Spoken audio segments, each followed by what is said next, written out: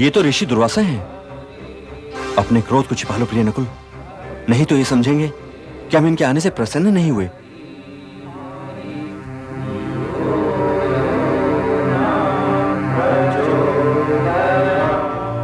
प्रणाम ऋषिवर।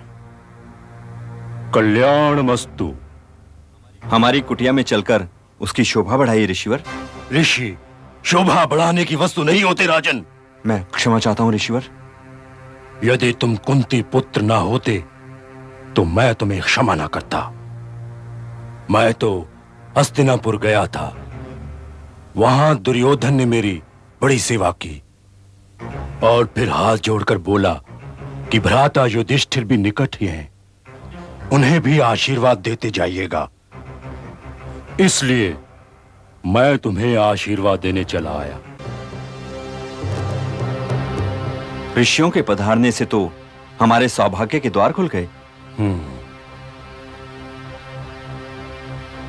स्नान के पश्चात हम लोग भोजन करेंगे राजन। भोजन का प्रबंध करो। जो आज्ञा ऋषिवर।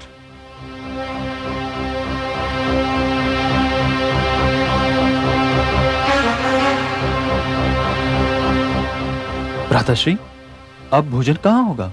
हाँ, अब तक तो पांचाली भी खा चुकी होगी। यह तो भ्राता दुर्योधन की और एक भेंट है।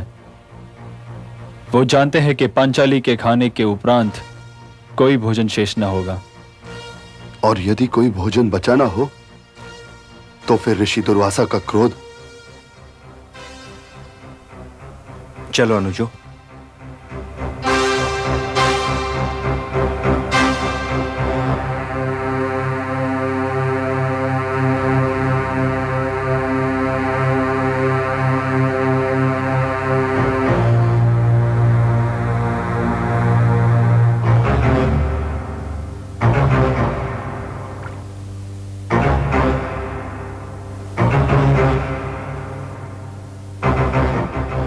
पांचाली, क्या हुआ?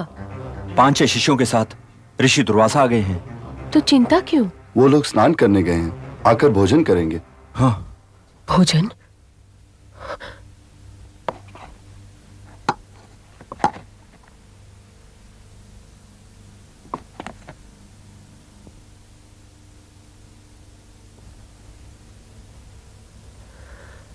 भला किसने कभी ये सोचा होगा कि इंद्रप्रस्थ की सम्राट ये सुनकर चिंता में भी पड़ सकते हैं कि उन्हें 5-6 ब्राह्मणों को भोजन करवाना है। और इंद्रप्रस्थ की पटरानी की रसोई में इस चावल के एक दाने के अतिरिक्त कुछ है ही नहीं। हे कृष्ण, ये तो ऋषि दुर्वासा है पांचाली।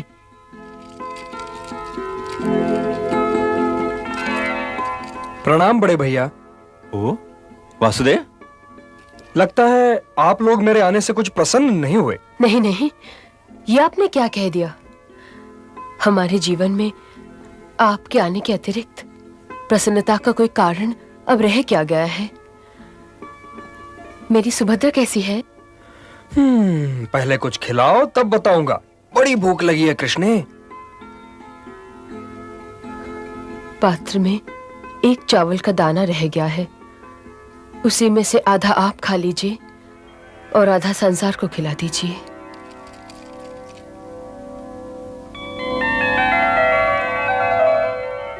ये तो बहुत है कृष्णे।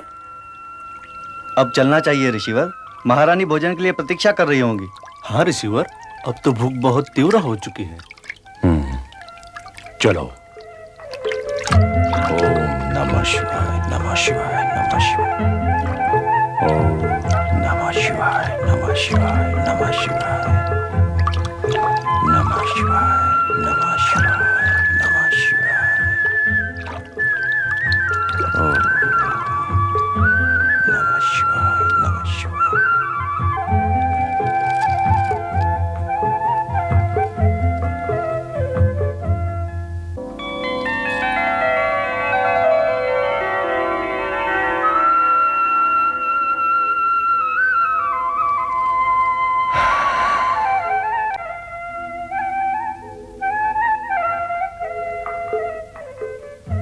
बड़े आश्चर्य की बात है ऋषिवर, बिना खाए ही पेट भर गया। ऐसा क्यों कह रहे हैं ऋषिवर? अभी तो भरपेट खीर ही खाई है। मुंह में स्वाद तो खीर ही का है और नींद भी आ रही है। नींद की मत सोचो, कोई बुलाने आ गया तो क्या करोगे? निकल चलो।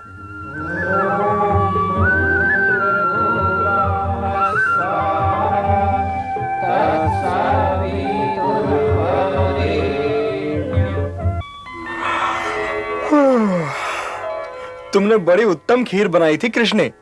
नींद आने लगी। तो सो जाइए वासुदेव।